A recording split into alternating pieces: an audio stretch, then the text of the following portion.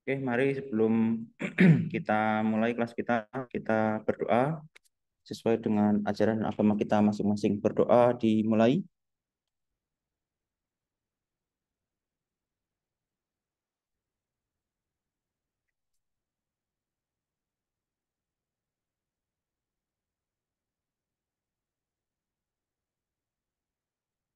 Ya, cukup.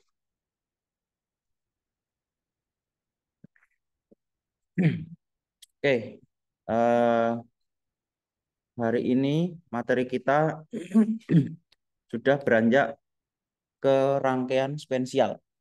Ya, jadi untuk orang kombinasional ini sedikit recap.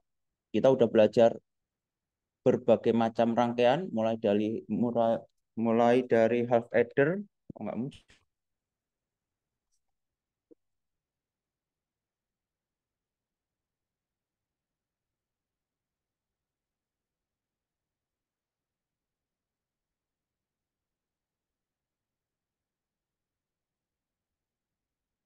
Ya, mulai dari half adder, full adder, kemudian bisa dikembangkan menjadi 4 bit.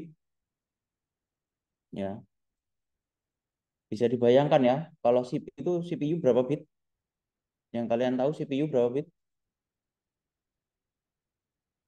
Ya, CPU itu kalau sekarang hampir semuanya pasti 64 bit. Ya, karena yang 32 bit udah arsitektur 32 bit udah usang. Gampangnya ya.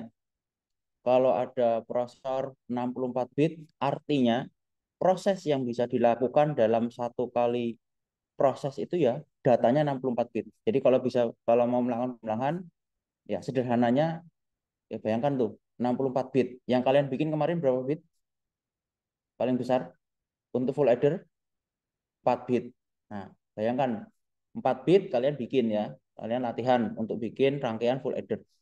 Implementasinya salah satunya kalau di CPU itu bayangkan 64 bit. Jadi satu bus data itu ada 64 data.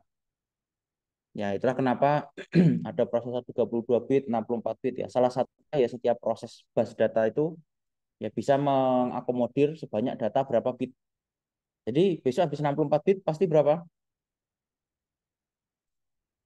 Pasti 128.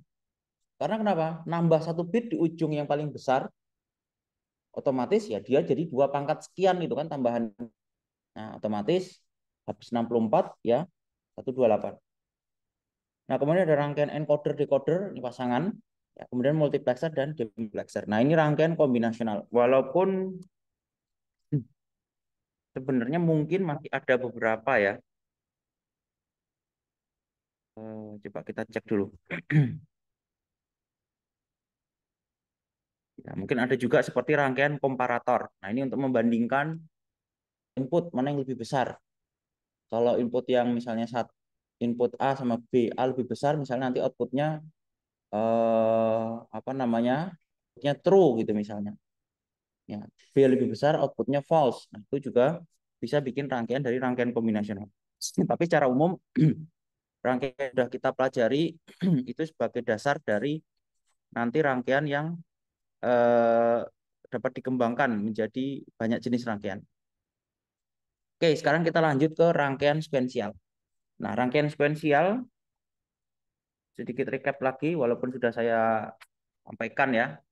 Jadi rangkaian sekuensial ini adalah rangkaian yang bekerjanya berdasarkan urutan waktu. Jadi nanti ada time diagram. Jadi nanti perbedaan antara rangkaian kombinasional dengan rangkaian sekuensial, salah satu bentuk reportnya untuk yang sekuensial ada time diagramnya. Nah, ini di mana keluaran dari rangkaian sekuensial itu adalah atau dipengaruhi dari masukan saat itu keluaran sebelumnya. Ya, jadi kalau dari gambar ini udah cukup jelas ya. Dia ini bisa dikatakan memori gitu lah sederhananya. Jadi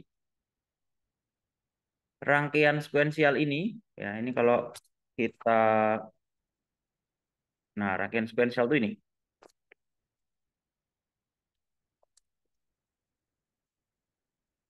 Jadi rangkaian sekuensial itu adalah rangkaian kombinasional yang ada tambahan ya macam rangkaian memori sehingga outputnya itu bergantung pada input sekarang. Ya, input sekarang itu ya seperti yang lakukan di kombinasional. Kalian kasih input satu, yaitu berarti input sekarang tuh. Dan output sebelumnya. Kalau di rangkaian kombinasional, ini tidak ada yang mempengaruhi output selain input saat itu saja. Nah, perbedaan utamanya dari situ. Nah, sehingga nanti kalian akan, kalau dari sini udah ya, pasti nanti akan ada rangkaian yang dari sisi output disambung ke sisi input dari rangkaian tersebut. Ya, terlepas nanti bentuk rangkaiannya seperti apa, nanti pasti ada jalur yang dari output nyambung lagi ke depan. Nah, kita akan mulai dari eh, penjelasan dulu timing diagram ya. Apa sih sebenarnya timing diagram itu?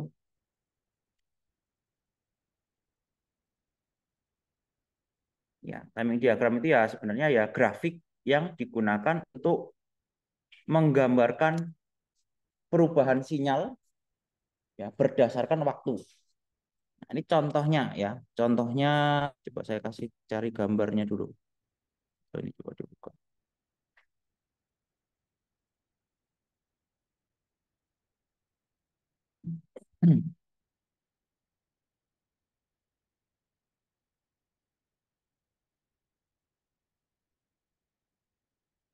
Ini YouTube ya.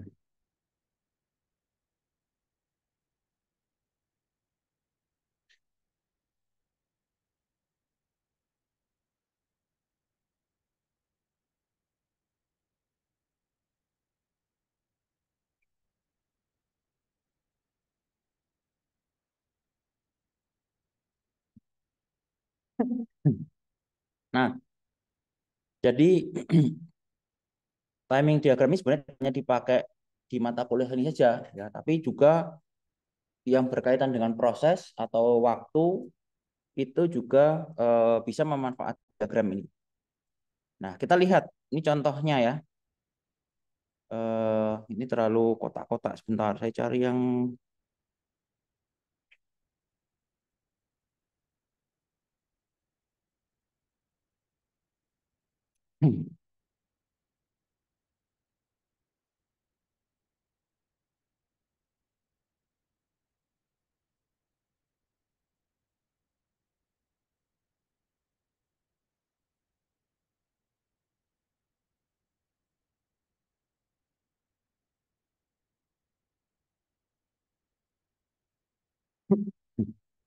nah, ini aja mungkin ya.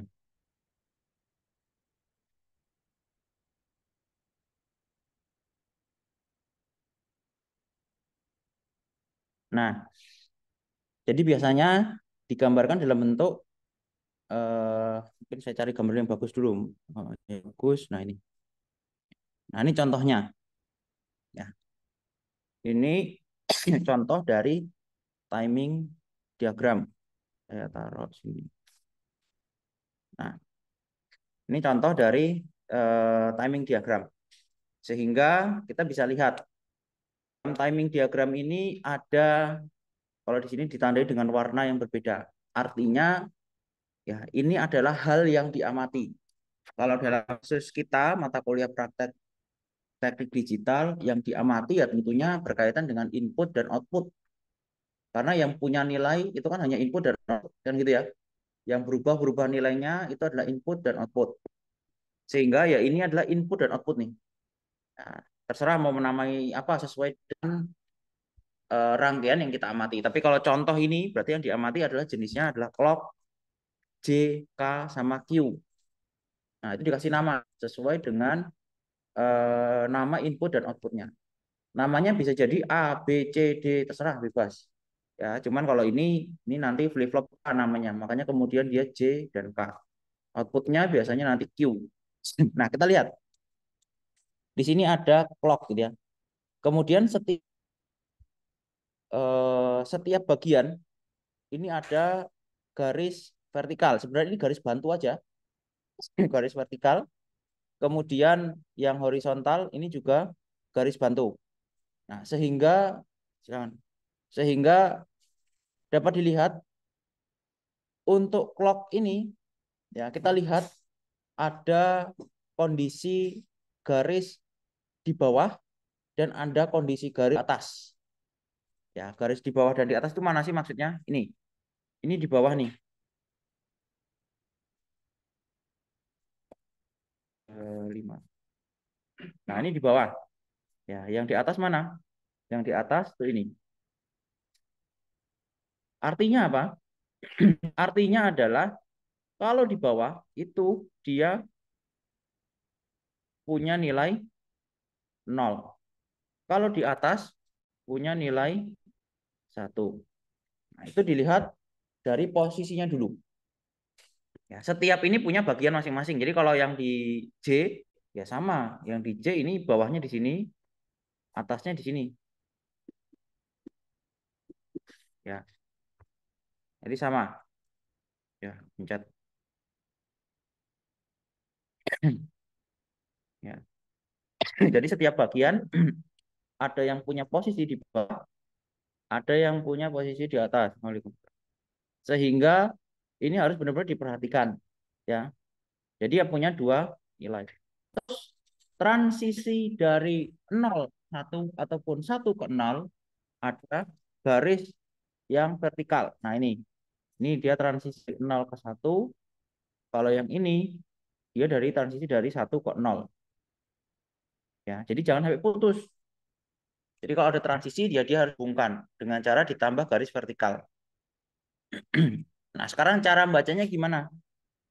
Cara bacanya adalah nah, jadi bayangkan ya, fokus pada ini yang atas dulu, yang clock ini dulu aja. Lihat, setiap ada jeda waktu, berarti kan ini jeda waktu ya. Dari sini sampai berhenti di sini, itu artinya satu satuan waktu gitu ya. Ya tergantung settingannya mau bagaimana. Boleh 1 detik ya bebas, tapi satu satuan waktu yang konsisten. Ya, setiap satuan waktu terlihat ada perubahan dari 0 ke 1, jeda satu waktu, ke 0 lagi, jeda satu waktu, ke 1 lagi, dan seterusnya. Nah, itu artinya kalau kalian misalnya tekan tombol, si clock itu menjadi sebuah input, kalian tekan tombol secara periodik. Misalnya pas satunya itu dinyalakan ya, nolnya dimatikan. Berarti kalau tombol kalian mati, nggak dipencet, nah ini berarti kondisinya on off off nih. Pas dipencet, dia berubah jadi on.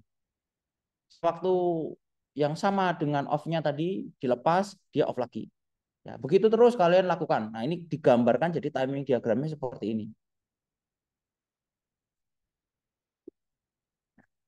Itu penjelasannya, cara bacanya seperti itu. Nah, kemudian apa hubungannya dengan yang di bawah? Nah, ini adalah kombinasi. Kita bisa memberikan input 1010 sesuai dengan kehendak kita. Anggaplah dan K ini eh, J dan K ini input. Ya, berarti ini sinyal ini bisa bentuknya segini ya, suka yang ngasih. Ya, cuman dalam gambar ini ya sudah dikasih seperti ini kan gitu ya. Jadi dalam periode tertentu ini ya dikasih 0 dulu. Kemudian ya, karena inputnya ini sekali lagi bebas sebenarnya ya, tidak harus pas di vertikal-vertikalnya ini. Kemudian di on kan, dikasih 1 selama ini. Ya. Nah, karena ini input jadi bebas.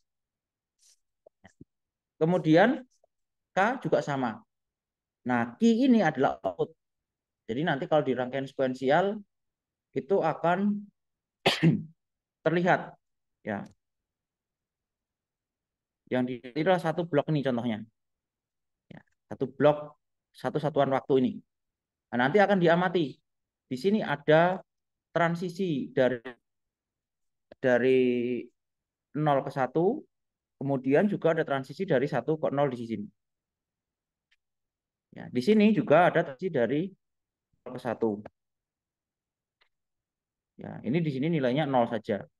Nah, outputnya jadinya ya seperti ini. Ya, outputnya ini adalah efek dari rangkaiannya. Nah, kita belum bahas rangkaiannya, tapi cara membacanya kayak gitu. Ya, sehingga kalau dapat inputnya seperti ini, warna biru dan warna hijau dengan clocknya kondisi seperti ini, outputnya jadi yang kondisi warna merah. Nah, itu cara bacanya nanti seperti itu. Ada contoh yang lain, nah, ini contohnya. Ini juga kebetulan J sama K. Ya, beda. Terserah J sama K-nya inputnya bebas beda. Ya, kalau dikasih 0, 1 ya seperti inilah, di bawah 0, di atas 1. Nah, sekarang kita akan masuk ke tapi sebelum itu ada satu penjelasan lagi, yaitu adalah transisi. Jadi kalau kita fokus di satu transisi antara dari 0 ke 1 dan 1 ke 0, ini kita lihat di sini transisi dari 0 ke 1. Ini ada namanya. Namanya adalah uh,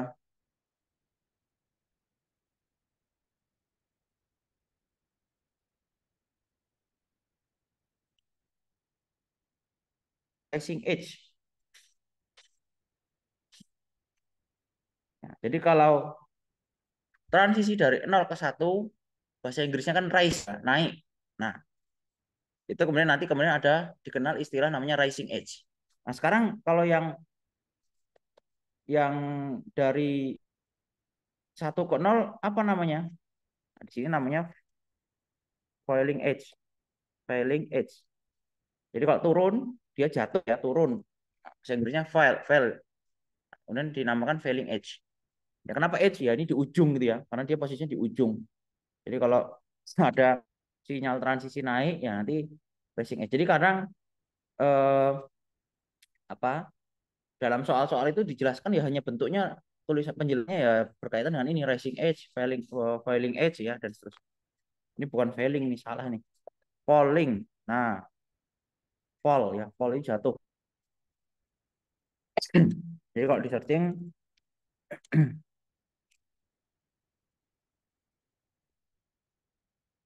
risingnya salah tulisannya. Rising nggak adaannya. Nah, ini kalau di penjelasan ya, ini rising edge yang naik, falling edge yang turun. Nah, itu adalah gambaran dari sinyal tersebut gitu ya. Nah, mungkin ini sedikit ada penjelasan lagi kaitan dengan timing diagram. Nah, ada nggak ya?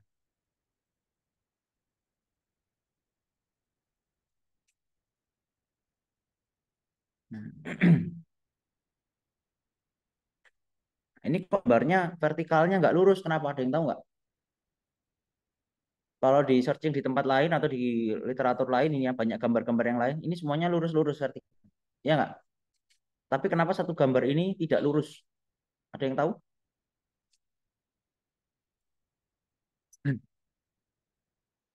Realnya itu sebenarnya malah ini.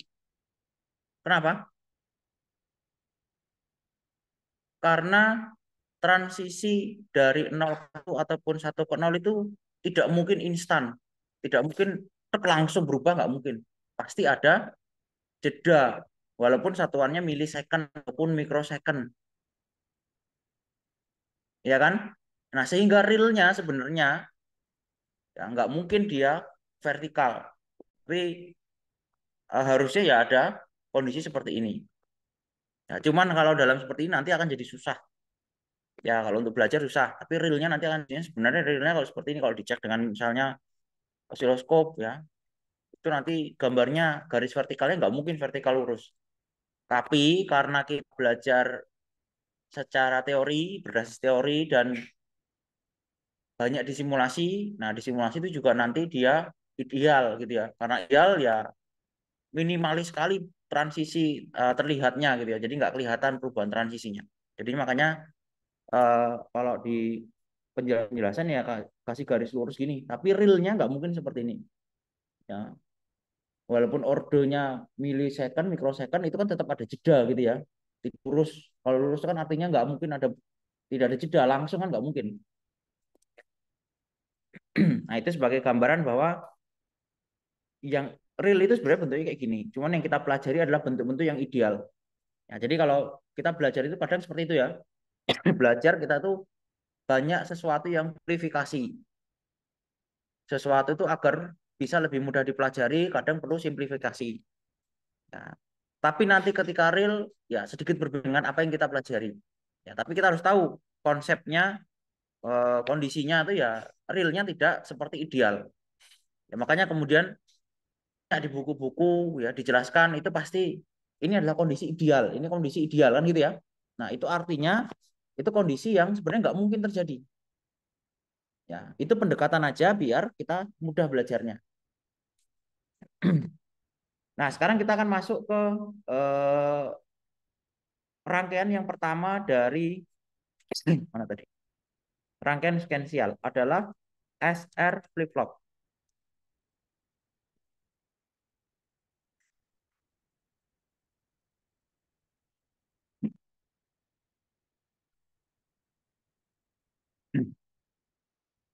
Nah, kenapa dinamakan SR flip flop? Ya, jadi di sini karena dia punya input atau punya fungsi namanya set reset. Kalau orang zaman dulu ya nggak cuma dulu ya, orang kasih nama itu ya salah satu hal yang menjadi acuan ya karena fungsinya kan gitu. Nah, ini fungsinya digunakan untuk mengeset dan untuk mereset. Nah, makanya kemudian dinamakan flip flop SR ya. Atau kalau bahasa Inggris ya SR flip flop gitu ya.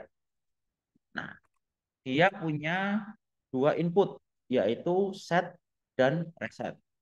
Outputnya juga dua. Untuk flip flop biasanya outputnya output key dan keynote. Nah, keynote ini biasanya inverse dari atau komplement atau lawan dari key. Jadi kalau key-nya satu, biasanya keynote-nya nol. Ya, dan seterusnya. Nah, tujuannya ini apa? Nah, ini bisa digunakan untuk menyimpan satu bit data. Jadi cikal bakal memori itu berangkat dari flip SR ini. Nah, sekarang kita lihat ya. Flip flop SR ini eh, punya simbol ya kondisi seperti ini ya. Tulis saja flip flop SR, inputnya S dan R, outputnya key dan keynote. Nah, ini mohon diperhatikan. Untuk SR-nya ini apa yang beda?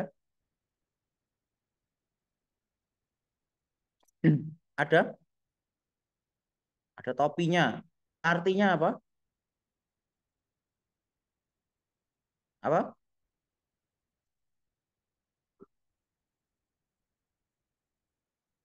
Saya sudah sampaikan kemarin di minggu-minggu lalu. Yang ada topinya ini artinya apa? Atau kalau saya tulis S biasa nggak ada topinya sama dengan yang ini. Nah, bedanya di mana?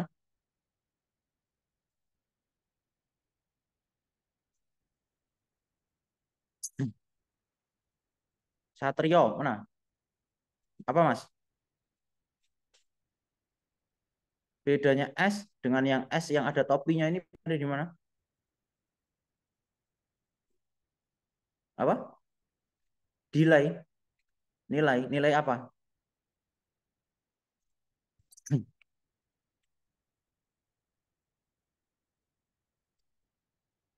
Nilai apa?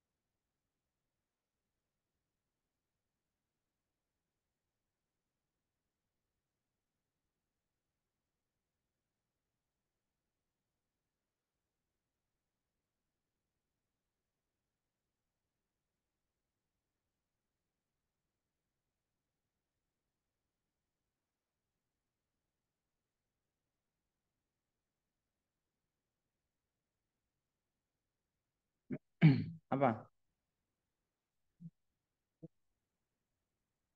Hmm? Komplement? Maksudnya gimana komplement?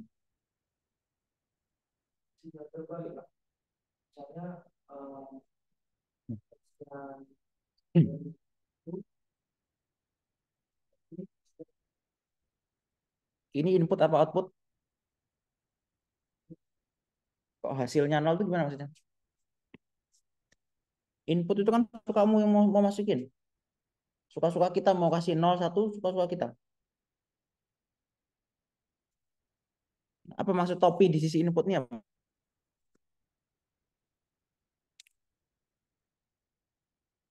Mau di sini mau dikasih satu boleh nggak? Kasih nol boleh nggak? Boleh, bebas. Nah, tapi definisi atau maksud dari topinya di sini ini juga ada topinya ini apa? Diksi. Mana diksi? Apa, Mas?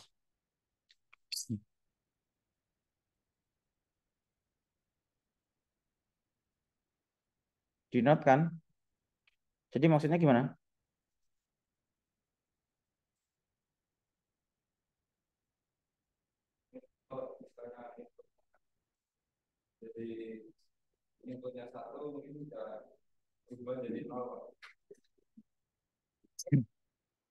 Inputnya satu di sini berubah jadi nol. Coba kamu berpikir logis. Kalau kayak gitu tuh ngapain dirubah? Kalau mau dikasih nol ya kasih nol aja. Mau dikasih satu kasih satu aja. Kenapa harus dirubah? Ini sisi input loh. Jadi wasting nggak? Saya maunya nol loh. Kenapa harus dirubah jadi satu? Kalau maunya satu ya tinggal kasih satu aja gitu loh. Iya nggak? Ini sisi input. Paham nggak maksudnya? Ini kalau sisi input berarti kan suka-suka user. Kalau user mau kasih nol, berarti kan dia memang mau masukkan nol, bukan mau masukkan satu. Mau masukkan satu ya langsung kasih satu aja. Jadi benar nggak kira-kira kalau logikanya kayak gitu?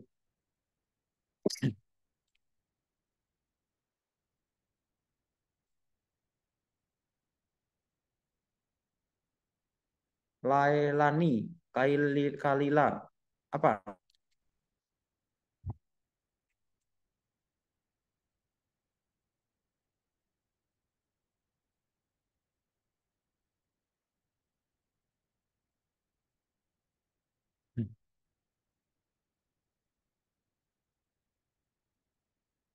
Outputnya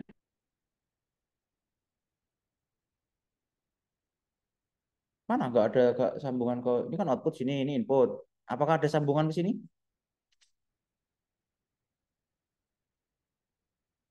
Ini loh tanda topi ini nih. Kalau misalnya saya ubah ini S saja sama yang ada topinya, bedanya ada di mana?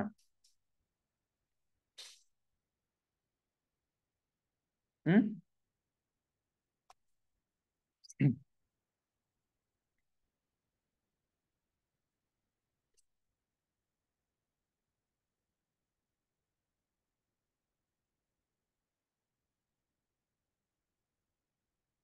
Nah ini S ini kalau saya ganti jadi S saja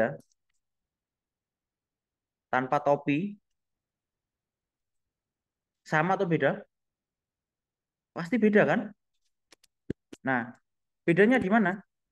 Itu pertanyaannya.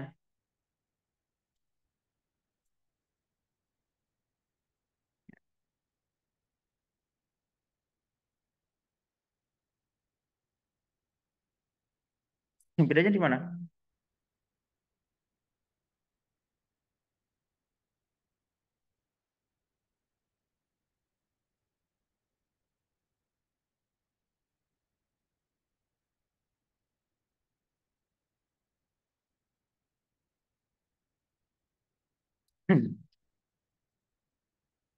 Bedanya di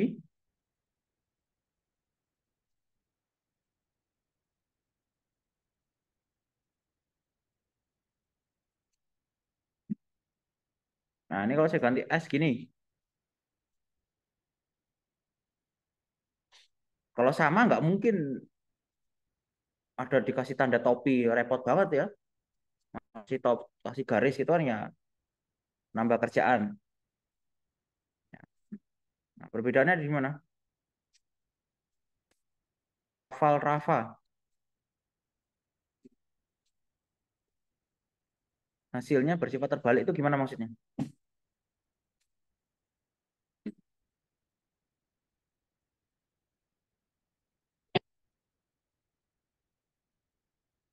Itu sama dengan tadi saya sudah ngomong kan. Ini sisi input. Kamu kalau mau kasih satu, ya kasih satu aja. Kalau mau kasih nol aja. Ngapain jadi ambigu? Kamu mau kasih nol, berharap inputnya satu. Paham nggak maksud saya? Kalau kamu maunya satu, nggak perlu nol diinverskan. Langsung aja kasih satu. Wong ini input kok. Kalau kamu maunya nol, ya udah kasih nol. Nggak perlu jadi satu diinverskan. Harus nambah-nambah proses lagi. Iya nggak?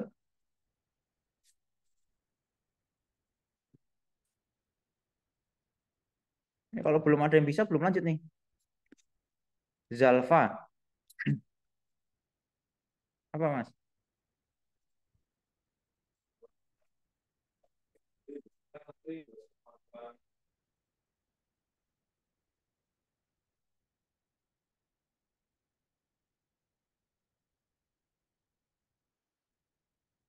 Ada gerbangnya di sini. Ini loh cuma simbol. Tulisannya SR flip-flop. Fokus hanya di bagian tulisan S dan S nih. Atau S topi ini. Bahkan nggak perlu lihat R, keynote, flip-flopnya. Itu abaikan buang. Cukup lihat bagian ini. Inputnya ini. Nah, pertanyaan saya, kalau yang ada topinya kayak gini, apakah ini cuma hiasan? Nggak mungkin ya. Ngapain hiasan ditaruh di sini kan? Pasti ada artinya. Nah, artinya itu apa? Itu pertanyaan saya. Tak urutin dari atas. Nabil. Apa? Nabil mana Nabil? Apa?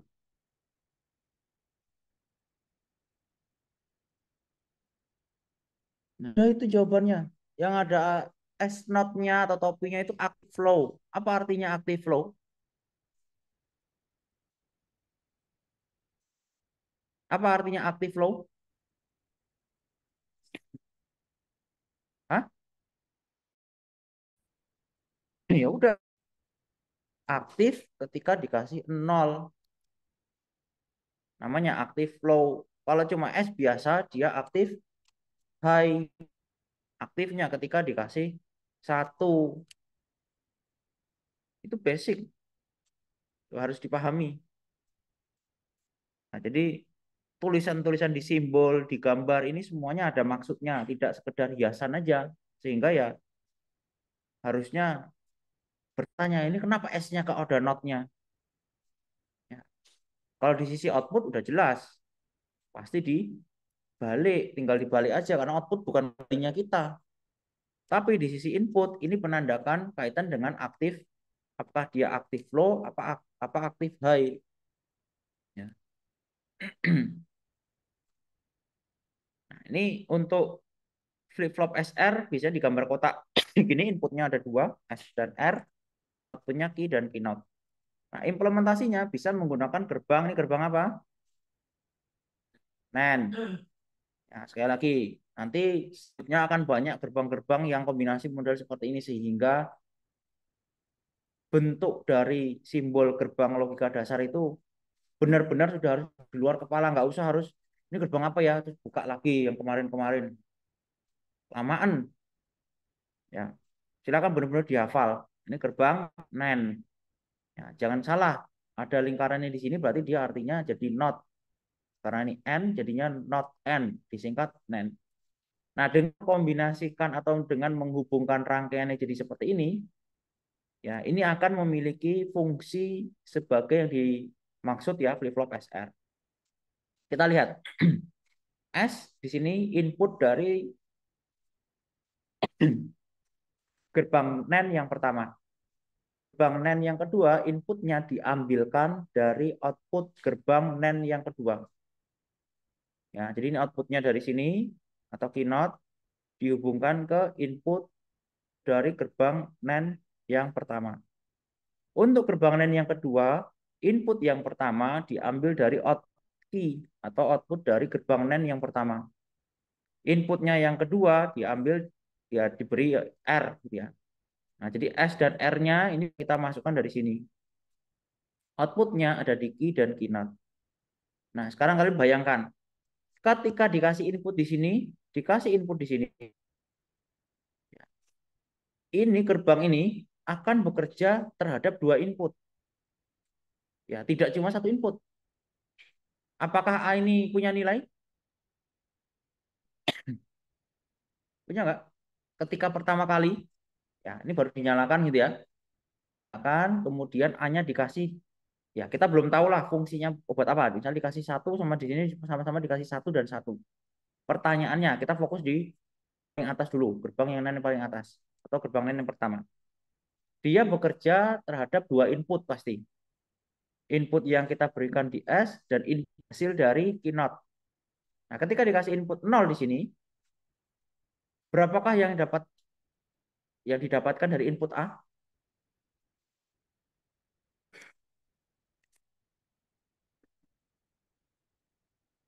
Berapa? Apakah ada nilai dulu? Dijawab dulu. Apakah ada nilainya dulu?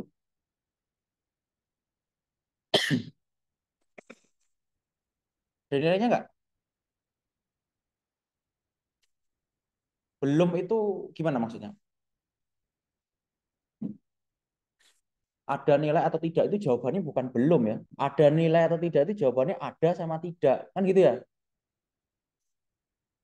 Itu jawabannya yang pertanyaannya loh saya udah mengerucut ya. Ada nilai atau tidak? Kok jawabannya belum. Kalau ada sama tidak itu jawabannya cuma ada dua. Ada atau tidak. Kan gitu. Apa jawabannya? Ada nilainya nggak? Kalau tidak ada, selesai pertanyaannya. Tapi kalau ada, berapa nilainya? Ya, tapi dijawab dulu, ada nilainya atau tidak? Ada nggak kira-kira? Ada apa tidak? Yang jawab ada, boleh angkat tangan. Nggak usah ikut teman-temannya. Kalau memang prinsipnya saya yakin ada, ya angkat tangan. Kalau ada yang jawabannya tidak ada, nggak angkat tangan juga gitu ya. Ya apa? Terus yang benar gimana? Ada apa tidak? Hah? Nah, kalau ada lanjutannya, nilainya berapa? Karena konsekuensi dari jawab ada itu kan pasti harus ada nilainya kan gitu. Kalau jawab tidak selesai. Ya ini belum saya belum ngomong benar apa salah gitu ya. Jawabannya yang benar atau salah yang mana? Tapi kita berpikir. Nah, cara kerjanya itu begini. Ketika kalian menggunakan gerbang pertama kali, ya, harusnya diamati tuh. Ketika belum ada input, outputnya itu apa? Ada yang udah pernah mengamati belum? Ketika belum ada input, outputnya itu apa? Belum ada input loh. Jadi inputnya belum dihubungkan kemana-mana. Apa?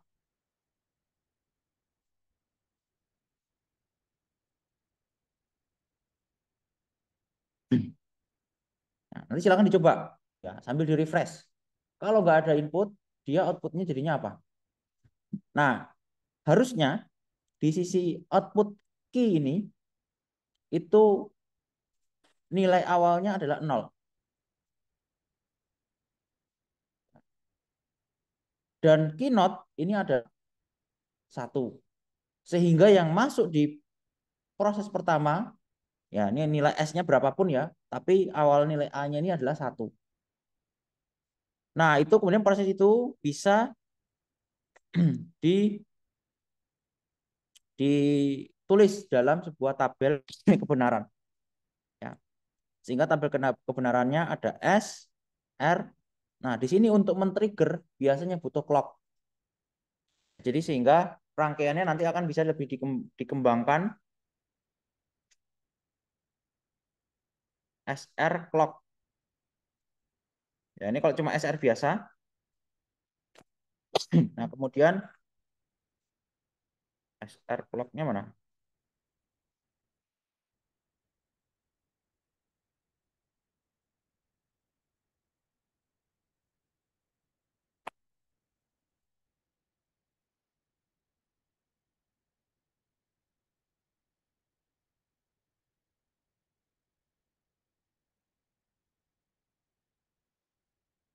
Jadi nanti gambarnya jadi seperti ini.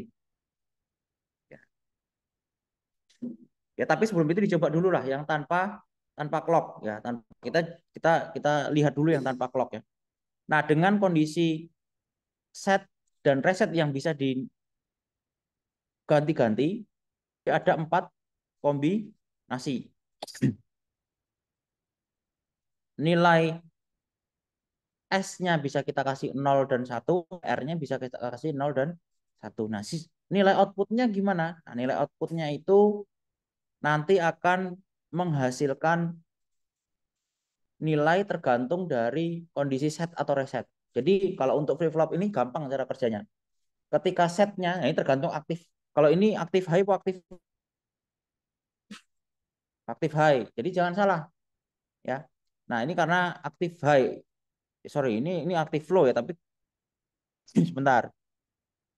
Sorry, ini aktif low ini. Karena gambarnya ngikutin ini. Mungkin salah tulis nih. Harusnya ada notnya di sini. Ini aktif low. Lihat. Ketika ini setnya 1, ya ini aktif aktif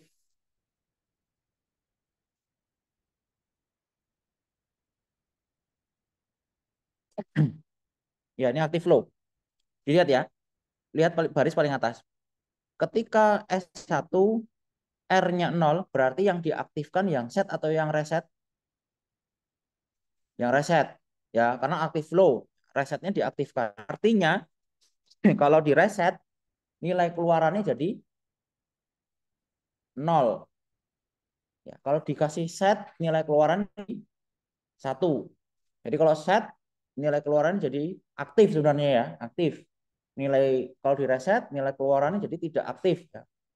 Dalam posisi ini kalau aktifnya biasanya 1, tidak aktifnya 0. Lihat, ketika dikasih reset nilai key-nya 0. Ya, dia reset. Nilai key note itu pasti berkebalikan dengan dari key gitu ya. Nah, kemudian ketika di setnya dikasih 0, nilai key-nya sama dengan 1. Nah, kalau ini tanpa apa namanya? Ini mudah untuk nanti bisa dimahami. Nah, yang membuat ini menjadi punya fitur lain itu adalah kondisi ini. Ketika dikasih input 1 1, dia tidak ada perubahan.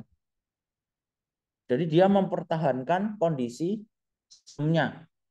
Kalau kondisi sebelumnya itu kondisinya 0 1 seperti ini, ketika dikasih input 1 1, nilai outputnya ya dia ditahan 0 1, di hold atau tidak ada perubahan. Ketika input SR dikasih 0 1, outputnya 1 0 ya, key-nya 1. Dikasih 1, kemudian dia jadi bertahan lagi. Ya, mempertahankan kondisi sebelumnya. Nah, ini ada condition. Jadi nggak boleh ini sebenarnya. Tapi kalau disimulasi nanti bisa dicoba. Apa efeknya? Silakan. Ketika dikasih 00, ini kondisinya invalid. Kenapa ini invalid? Karena teori keynote ini harusnya berkebalikan dengan key. Tapi nanti outputnya keluarnya 1 sama 1. Nah, ini kondisi yang tidak boleh sebenarnya. Karena ini berlawanan dengan teori yang ada. Nah, nanti silakan dicoba kondisi-kondisi ini. Nah, sehingga inputnya bebas. Makanya kemudian sekuensial itu maksud di sini adalah urutan. Jadi kalau kamu memasukkan urutan yang berbeda, bisa jadi punya hasil yang berbeda. Beda dengan yang kemarin. Mau dikasih pengujiannya, mau di urutannya nggak berurutan pun, pasti outputnya begitu. Iya kan? Mau dimasukkan 00 sekarang sama 00 tahun depan pun gitu ya. Di kondisi untuk rangkaian kombinasional, pasti outputnya pasti begitu. Beda dengan rangkaian sequential. Urutan itu juga akan mempengaruhi output. Nah, makanya kemudian dalam percobaan itu bisa dalam tabel saja. Biasanya juga dalam timing diagram. Nah, ini timing diagramnya contoh seperti ini. Nah, S-nya ini tadi ya, ini kan 1 0 ya. 1 0. Nah, ini dikasih 1 0. Inputnya apa? Diamati, dicatat. 0 1. Kondisinya set. Ketika tetap nilai S-nya kemudian S-nya diganti. Nah, ini kalau misalnya diaktif dari off, di on kan gitu ya, dipencet. Nanti otomatis outputnya akan menyesuaikan. Nah, tapi kalau dalam kondisi ini ya no change. Ya, 0 1 dan seterusnya. Sehingga nanti silakan bisa dicoba-coba. Dan di laporan juga harus ditambahkan diagram. Silakan banyak tool yang nanti bisa dipakai. Searching aja.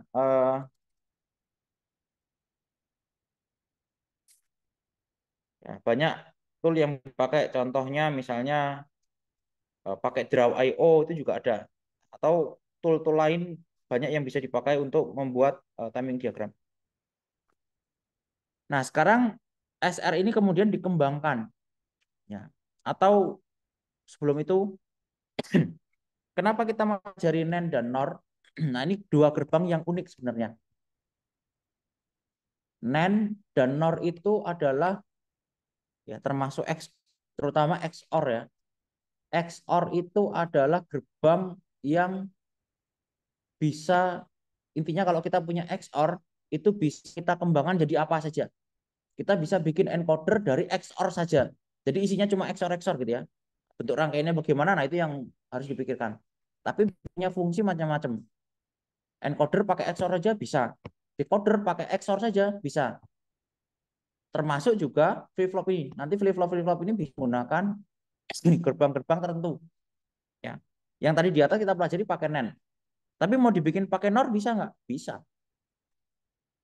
Dalam artian NOR saja bisa nggak? Bisa.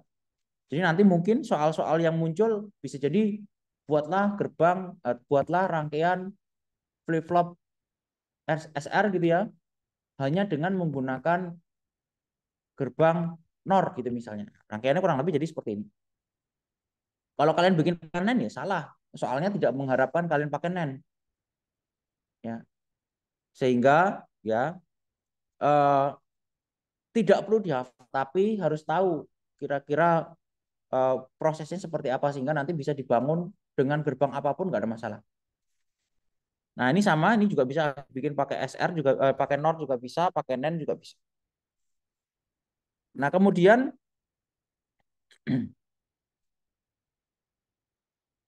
ada tambahan, eh, nah ini ada istilah yang namanya get SR gitu ya, ataupun clock SR ataupun synchronous SR. Kenapa ada tambahan itu? Jadi untuk perubahannya nanti di-trigger oleh yang namanya clock. Sehingga nanti kondisi invalid tadi akhirnya mungkin ada. Karena kondisi invalid tadi sangat ya nggak normal gitu ya dan nggak boleh. Ya, untuk menghilangkan itu kemudian dikembangkan lagi menggunakan rangkaian namanya clock SR atau get SR ataupun synchronous SR. Jadi ada tambahan gerbang NAND lagi di sini C dan D dirangkai seperti ini. Kemudian ada clock yang di sini. Nah, sehingga nanti tabel kebenarannya jadi seperti ini. Mana? Yang clock R.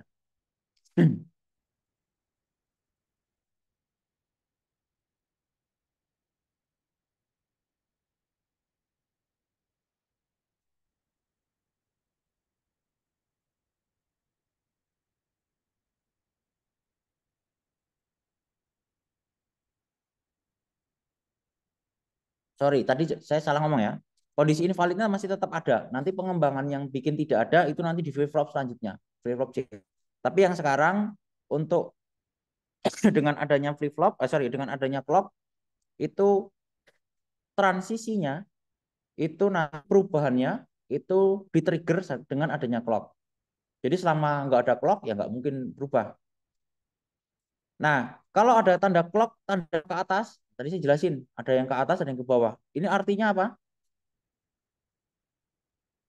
Rising edge. Artinya terjadi perubahan ketika ada clocknya itu ada transisi dari 0 ke 1. Jadi kalau ada clocknya transisinya dari 1 ke 0 ada perubahan nggak? Nggak ada.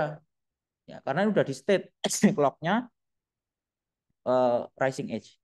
Makanya kemudian di sini ya, nah ini kalau ini nggak ada clocknya ya. Timing diagram yang ada clocknya ya nanti dibilah ya. Tapi kalau coba kita cari, nah ini contohnya.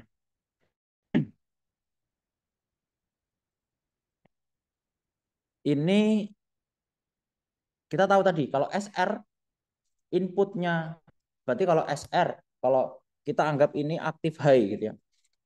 Kalau setnya 1, berarti nilai key-nya juga 1. Kalau setnya 0, nilai key-nya 0 kan gitu ya. Nah sekarang kita lihat, kita abaikan dulu clock-nya. Di sini, di garis ini, garis tanda garis warna abu-abu ini, S-nya 1, R-nya 0. Ya. Nah, secara fungsi tadi dia akan melakukan set sehingga nilai key-nya sama dengan 1. Tapi kapan dieksekusi? Dilihat dari timing diagram ini. Ini harusnya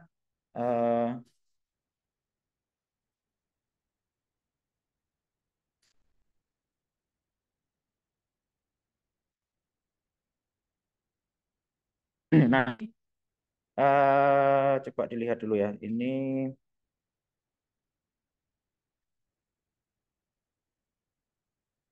ada sisi dari sini ke atas ya. Otomatis saat inilah kemudian nilainya dicek ya. Jadi hanya saat rentang ini aja. Rentang ini ketika ada transisi dari 0 ke 1 ini aja. Ya, pas di kondisi ini dicek. Ya, di titik ini nilai S-nya berapa?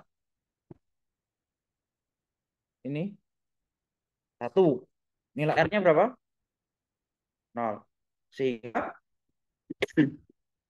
outputnya adalah key-nya 1. Ya. Jadi seperti itu.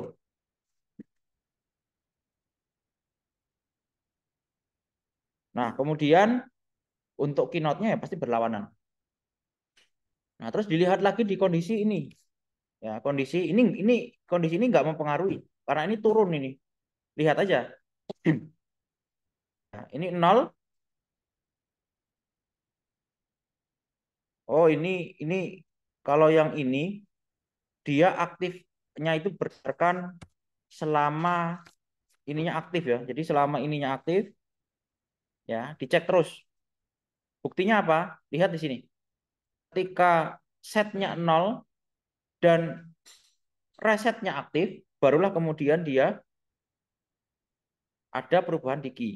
Di kondisi ini, di kondisi sepanjang ini kan eh, nah kondisi ini nilai S dan R-nya berapa? 00. Kalau 00 apa tadi?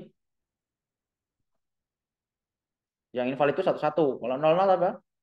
No change. Ya, nggak berubah. Lihat di kondisi ini apakah nilai inputnya berubah dari sebelumnya? Enggak, kan tetap 1 nih. Kan sebelumnya 1 nih. Ini 1. Terjadi perubahan ketika nilai S dan R-nya mulai berubah lagi.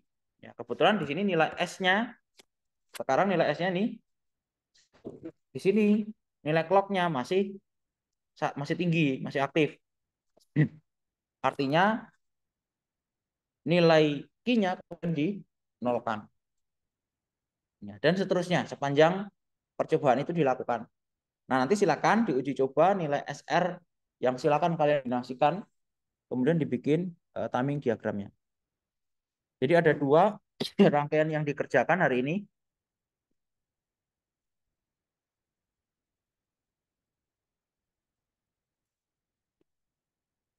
Ya, yang pertama rangkaian SR flip-flop biasa. Ya, yang kedua clock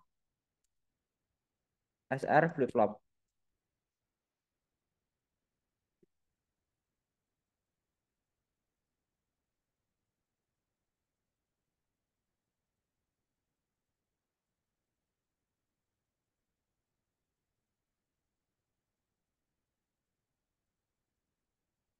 Oke, itu yang harus kalian kerjakan. Mungkin ada yang mau didiskusikan atau ditanyakan?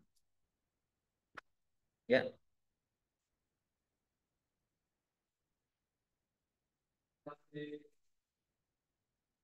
ya nanti banyak. Nanti kita akan sampai ke sana. Tapi SR flip flop ini sebenarnya belum belum bermanfaat. Tapi ada pengembangan rangkaian dari SR flip flop ini yang kemudian bisa dikembangkan menjadi flip flop lain yang kemudian nanti kita bisa bikin macam-macam dari flip flop tersebut. Salah satunya ya memori, ya microcontroller itu di dalamnya kalau dibedah itu ya salah satu implementasi dari flip flop. Misalnya kalian bikin atau gini, microcontroller itu bisa diprogram dengan assembler. Tahu bahasa assembler kan ya? Belajar nggak bisa assembler? Mikroprosesor belajar belum? Belum ya? Belum ya. Nah, nanti kalau belajar mikroprosesor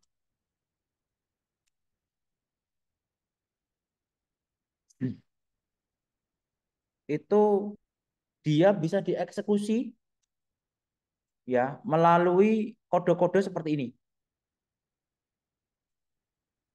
Ya, ini bukan sama manusia, makanya kenapa bahasa assembler gitu ya. Ini low level programming language. Jadi susah untuk kita mengerti. Tapi isinya register-register ini ya 200, R1, 3 dan seterusnya. Ini bisa tereksekusi gara-gara dari memori. Nah, memori itu pengembangan dari flip flop ya.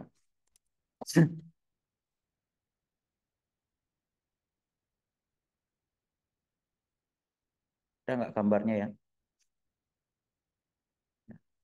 Ini contohnya ya. Jadi dikembangkan menjadi ya ya nggak bermanfaat kalau cuma satu. Nah, sama dengan yang kemarin full adder kalau cuma satu bit dibuat apa? Nggak mungkin orang hitung cuma satu tambah satu biner kan nggak mungkin ya.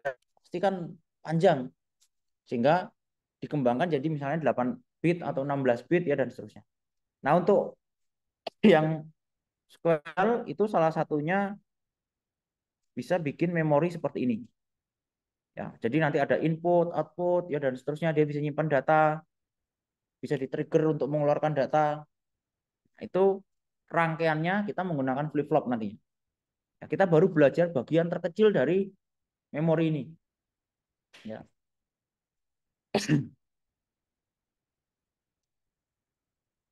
Dan nanti di akhir kita akan bikin CPU yang sederhana.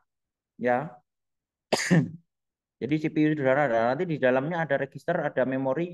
Kita akan coba bikin menggunakan rangkaian flip flop seperti ini. Nah, itu fungsinya. Ya, kalau sekarang mungkin belum kelihatan karena kita baru belajar bagian kecil-kecilnya gitu. Sama kalian kalau belajar penjumlahan di SD belajar penjumlahan 5 tambah 5 buat apa? Ya kalau cuma 5 tambah 5 nggak ada manfaatnya ya. Maksudnya dalam artian nggak ada manfaat yang signifikan gitu ya. Kalau itu jadi ilmu matematikanya dipegang oleh orang ekonom, dia bisa ngitung uang untuk melakukan testing, bisa ngitung uang untuk kurs. Nah, itu jadi lebih manfaat kan gitu ya. Sama, ini kalian baru belajar hal kecil, tapi nanti ketika dikembangkan itu bisa menjadi rangkaian yang lebih besar dan kelihatan manfaatnya seperti apa yang kita rasakan. Nanti akan ada banyak, salah satunya ya memori, ya termasuk register. Oke, ada lagi? Kalau IC-nya ada nggak ya?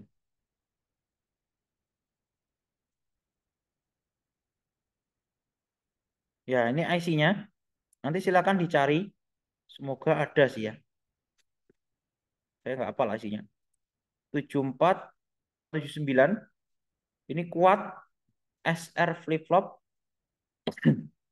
Kalau di dalamnya ya bentuknya sudah dibantu dirangkaikan seperti ini. Ya, tapi sekali lagi silakan kita fokus di simulasi dulu. Karena simulasi itu yang nanti akan memudahkan kalian mati. Ya, jadi silakan mau dikasih se ekstrim apapun, silakan mau dicoba-coba gimana pun silakan. Ya, tapi nanti kalau udah waktunya silakan bisa dilanjutkan untuk yang IC menggunakan 74279.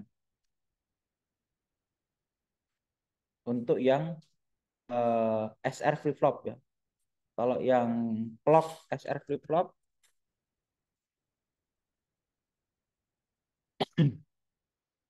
IC-nya apa ya? Saya nggak hafal ya. Ya, kalau nggak ada IC-nya ya berarti biasanya ya dibangun atau dirangkai sendiri jadinya.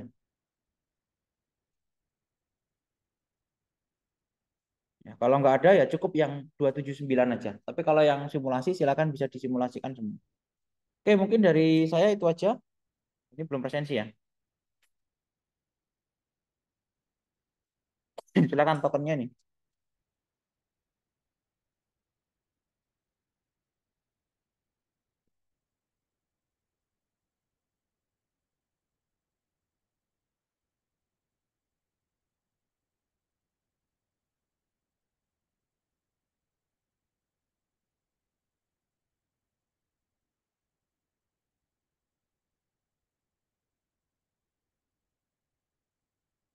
Oke, silakan bisa langsung dikerjakan. Kemudian diambil datanya ya. Jadi kalau praktikum di sini tuh kerjakan aja dulu, kemudian screenshot datanya. Nah, nanti kalau udah selesai punya data yang banyak, baru tinggal ngetik laporannya. Itu harusnya gitu. Nah, jangan udah di kos atau di rumah masih sibuk ngurusin simulasi. Itu ngapain di lab. Jadi kalau di lab karena bareng-bareng nanti silakan kalau sambil cross check punyamu gimana, sama enggak, ini gimana cara kerjanya. Jadi silakan itu diambil data-datanya. Kalau di simulasi jangan lupa di screenshot screenshot gitu ya, cukup mudah ya. Dan kalau mau menyajikan data dengan video juga bisa ya, di screen record aja, upload ke YouTube, nanti laporannya tinggal nge-link ke YouTube juga bisa. Ya, jadi intinya bebas silakan. Kalau mau dijadikan GIF juga bisa ya. Ya, intinya data-data itu bisa disajikan agar memudahkan pembaca gitu ya atau yang ngoreksi laporan. Oke, dari saya itu aja, kurang lebihnya mohon maaf. Saya akhiri. Assalamualaikum warahmatullahi wabarakatuh.